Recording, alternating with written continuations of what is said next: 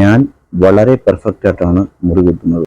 എന്നിട്ടും തട്ടിക്കയറ്റി കഴിഞ്ഞാൽ കൊടുമയുടെ വശം കൊണ്ട് തട്ടി പിടിച്ച് കൊടുക്കുമ്പോൾ ഈ രീതിയിൽ വൈബ്രേറ്റ് ആവും. അതായത് കൊടുമ ലൂസായി കാണാം. എത്ര പെർഫെക്റ്റ് ആയിട്ട് മുറി കുത്തിയാലും അങ്ങനെ സംഭവിക്കുന്നത് എന്തുകൊണ്ട് പലരുടെയും സംശയമാണ്.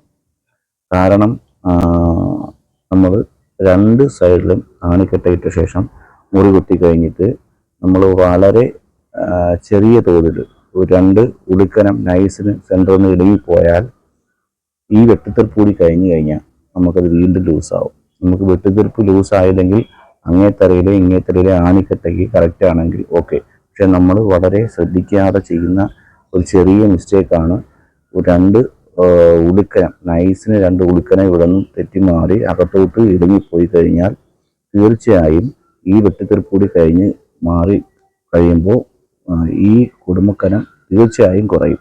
തുളയിൽ നിന്നും നല്ല ലൂസ് വരും. അതുകൊണ്ടാണ് മെയിനായിട്ട് ആ ഒരു ലൂസ് വരുന്നത്. അപ്പം ഒട്ടുമിക്ക മിസ്റ്റിയും പറയുന്നതെന്ന് വെച്ച് കഴിഞ്ഞാൽ ഞാൻ കറക്റ്റ് ആണിക്കട്ടയ്ക്ക് തന്നെയാണ് കുത്തിയത്, എന്നിട്ടും ഇതെന്ത് വരുന്നതെന്ന്. അപ്പോൾ അവർ ചെയ്യുന്ന മിസ്റ്റേക്ക് ഒന്ന് നല്ലതുപോലെ സ്റ്റഡി ചെയ്യാത്തത് കൊണ്ടാണ് അത് വീണ്ടും അവർക്ക് ഡൗട്ട് മാറാത്തത്. അതിന് ചെയ്യേണ്ടതെന്ന് വെച്ച് കഴിഞ്ഞാൽ ഒരു ഉടുക്കനം മുഴപ്പിച്ചടിക്കുകയാണ് ഏറ്റവും ബെറ്റർ.